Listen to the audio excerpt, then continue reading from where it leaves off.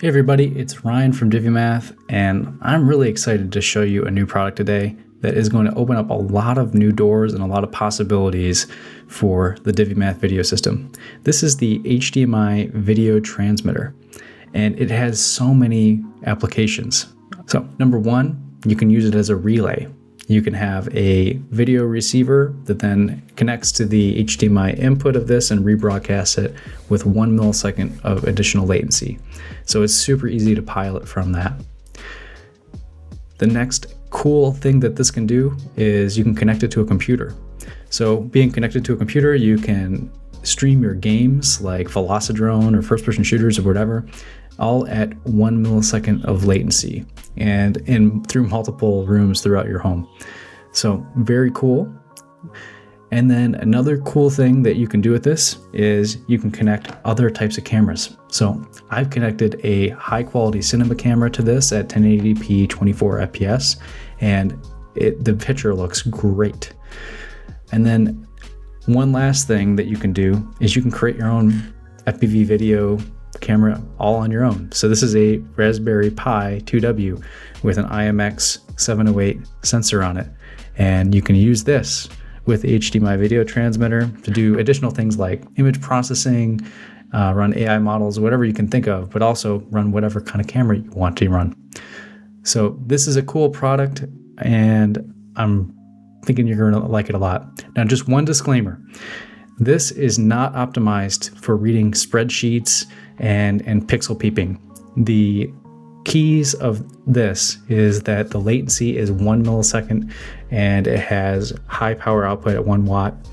You're not going to want to be pixel peeping. It works great on real images like what you're looking at right now. My face is a real image. It doesn't look so great when you look at fake images, which are things like text. That's not a real natural image. So just a disclaimer, as long as you are looking for realistic looking video and you want no latency, this thing is awesome. So how does it work? Well, it's pretty simple. Let me show you. We're just going to take the HDMI transmitter and take a HDMI cable from a camera, plug that in there, and it instantly will connect. What we're looking at here is a Sony a6500, and if I zoom in, you can see everything just works, and that's all. In this video, we're going to go over a lot of different use cases for the transmitter. Make sure to use the chapter markers to jump to the sections that you're interested in. In summary, what we're going to cover is using the video transmitter as a wireless cinema camera, an FPV video relay, a wireless PC simulator, one-to-many video broadcast, wireless Raspberry Pi camera, and then lastly, I'm going to show you how to configure the different encryption options because this video transmitter supports zero latency hardware video encryption. To make the video transmitter work with a nice camera like this, what you want to do is set the camera to video recording mode on the dial, of course, and then we also need to make sure that we use a compatible HDMI output resolution. On my camera, I had to set the output to 1080p and to 24 FPS. I did find that when I set this to 1080p 30, that it actually would output 1080p 60, and that is not a supported resolution. So just a little bit of a heads up for you. The results were really good though. I made a mount where I put this camera onto a large 7-inch drone, and I was able to fly directly from this live preview from the camera. So my FPV camera was my cinema camera, which is very, very cool. Obviously there was some delay from the 24 FPS, but it was flyable and it was very interesting. So we're out at the field today, and I'm going to demonstrate something kind of clever that's using the HDMI video transmitter as a relay. And I'm using left-hand antennas on the goggle.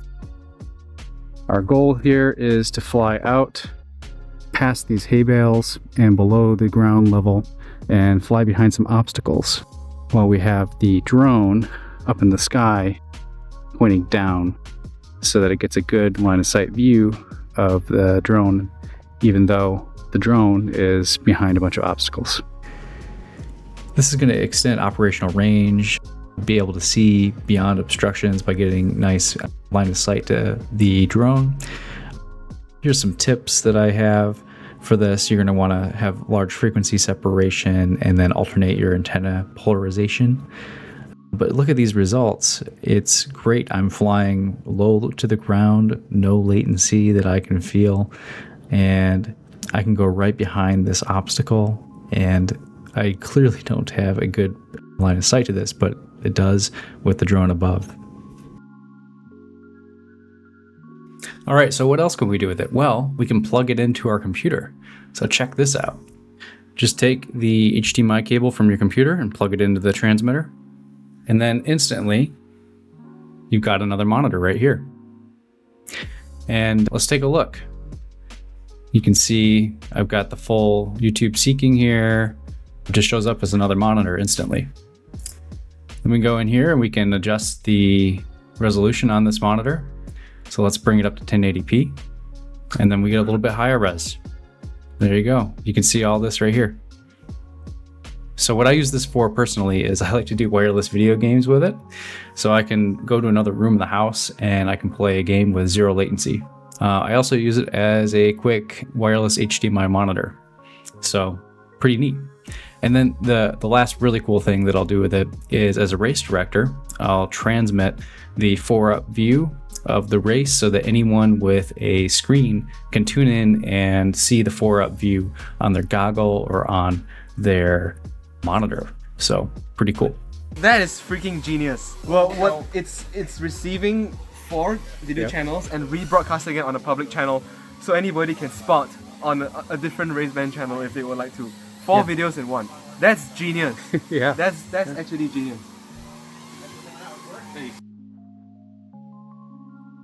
So you can get really creative with what you connect this to.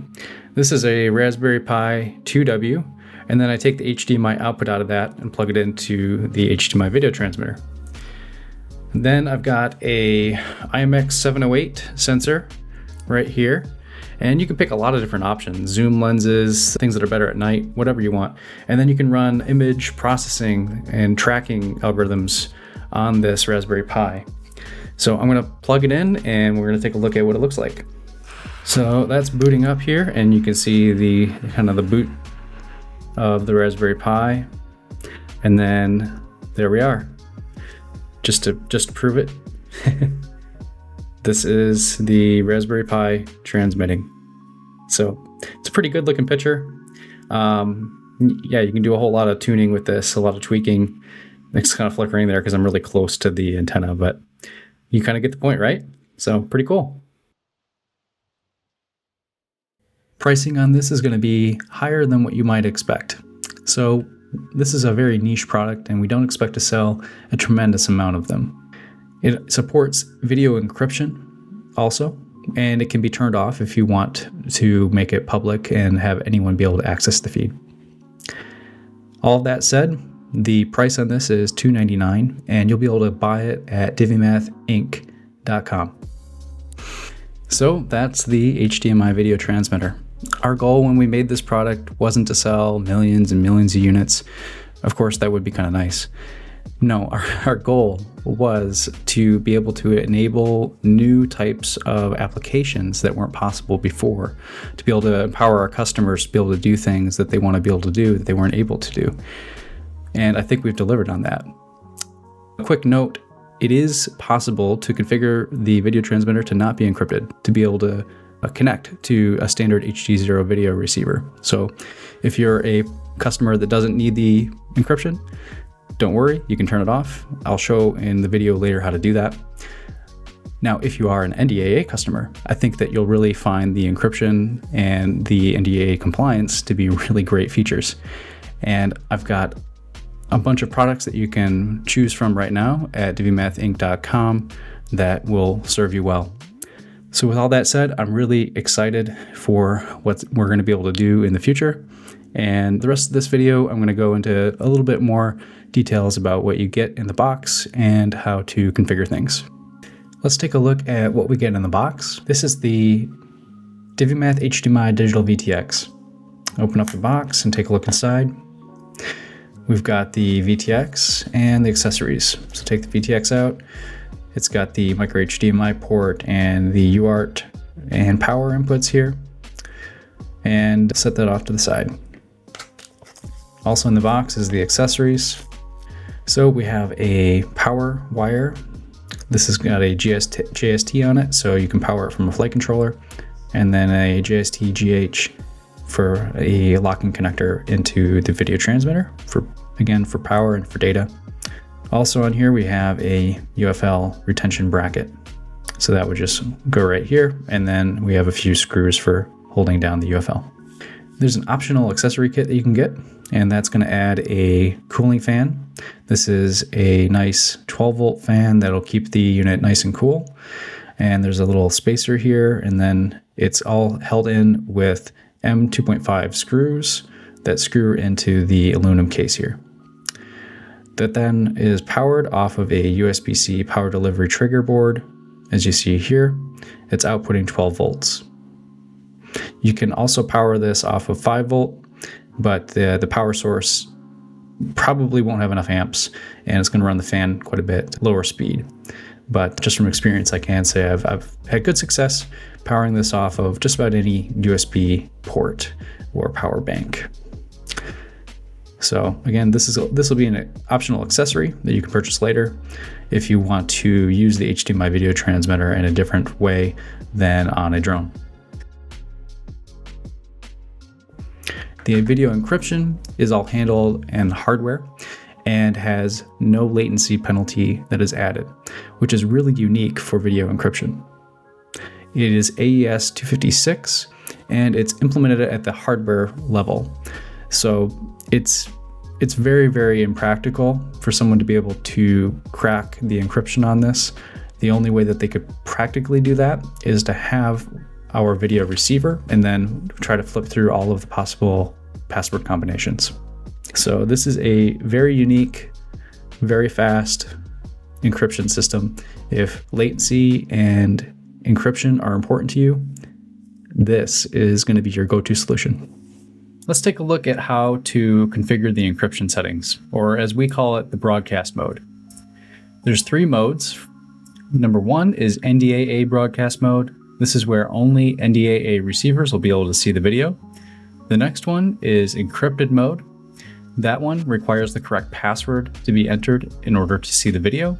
And the last option is public broadcast mode, where anyone with a Divimath receiver or an HD0 receiver can see the video.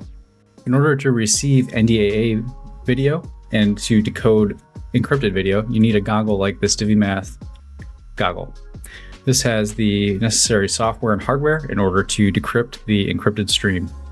So for this demo, what I've done is I've connected a video transmitter to a computer, and we're going to take a look at what it looks like in the default mode.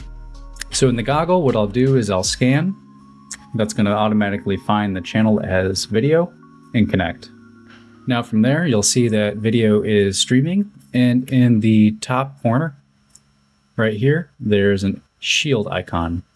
And this means that the video is encrypted with the NDAA mode. If I were to try to view this video stream with a HD0 video receiver, for instance, you would not see anything. So now what I'm going to do is I'm going to toggle the video transmitter into the encrypted mode. To do that, I've connected the keypad, and what I'm going to do is hold the button down for about 10 seconds, and it will go into the encryption settings. So here, the first part of our password is 1. The next part is 0, 0, 0 for the 4th digit. And then we'll get to the encryption settings. So now we are in mode 1. I'm going to switch to mode 2. And as you can see, the video is now completely scrambled. I won't be able to see anything on this video stream until I go back to the menu and I input the correct password. So I'm going into the menu now, and I'll go down to the encryption page, and then I'm going to put in a password that matches the pin on the video transmitter, which is 1000. Next, I'll go back and reconnect to the video stream. Now that we're reconnected, you can see in the top right corner that we have a shield icon. This indicates that we have the correct password. So the next thing that I'll do is I'll hold down this button, and we're going to configure the VTX for public broadcast mode. In this mode, any video receiver will be able to see the video stream. All right, so now I'm in mode 2 for broadcast, and now I'm gone to mode 3. This is public broadcast. This is back to NDAA, and this is back to seeing the encrypted mode. Again, we'll go to mode 3. Mode 3 broadcast is public broadcast, where anyone will be able to see the video, including this monitor that I have on my desk. So as you can see, the monitor can now see the video stream, where before it would have just seen static. So that is how you configure encryption settings on the video transmitter. There's one last way to do that, and that is by using the stick commands on your radio. Let me show you that. All right, so this is the next way to configure it. I'm going to take my radio, and I'm going to use stick commands down and in, like this. And then that brings up the menu, and we're going to go through the menu down to broadcast. That's 6 items down. I can switch it over to NDAA and then go down to save, and then it will switch to NDAA broadcast mode. If I go back in here, go down 6 times, and then go over 1, it'll go to encryption mode. And again, I've got the wrong password entered, so I'll have to enter the correct password in order to see the video. And then we can switch back blindly if you want to. You can go down 1, 2, 3, 4, 5, 6, go over, public, and save. So here I plugged in the keypad, which plugs into the keypad port on the video transmitter, and it allows us to change settings. So if I press this button here, it will change the channel. So now we're on raceband 2, 3, 4, and so on. So I'm going to cycle through here and get back to raceband 1, raceband 2. If I hold this button down for a couple seconds, it'll flash P, and that's our power output. So there's 4 power levels: power 1, 25, 200, 500, and max power. So put that back at 1. And if I hold this down for about 5 or 6 seconds, it's going to get into the encryption settings. So right here, it's just flash 1. So this is saying the first digit of our password is going to be 0. So I'll change that to 1, and then I'll hold it down. 0 is our second digit. Third digit is 0. Fourth digit is 0. And then that is the end of our password. And then this is going to be the broadcast mode. So 1 is NDAA, 2 is the encrypted one using your password, and 3 is the public broadcast mode. So let's put that in public broadcast mode by going to 3, and then just hold this down and exit the menu. So now this VTX is configured for 25 milliwatt R1 and on public broadcast. So just some tips for you. When you first connect, it's going to probably default to 1080p resolution. If you want to have a little bit better signal strength and frame rate, you can switch this to 720p. But what I noticed right away is it didn't seem to actually switch. So if you look, it's saying 720, but it's outputting 1080-30 still. So what we have to do is go into advanced settings and switch it to 60. There's that. Now, if you want the highest resolution possible, the best looking video, you'll want to switch this to 1080p, of course. And that does switch over on the monitor that I've got displayed here, so 1080p. But again, we'll want to go to advanced display and set this to 23.98. And that's going to be like kind of like movie cinema frame rate. And if you were to play like a movie through this, it actually is super smooth. I've actually connected it to my projector across the room, and I've watched an entire movie at this 1080-24, and it looks really good. So again, if you want to switch back to 720p, you go to 720 here, and then you do have to go to advanced and then switch this to 60. Hey, you made it to the end of the video. Nice work. Just a reminder, you can purchase the HDMI video transmitter at divimathinc.com, and thanks for watching.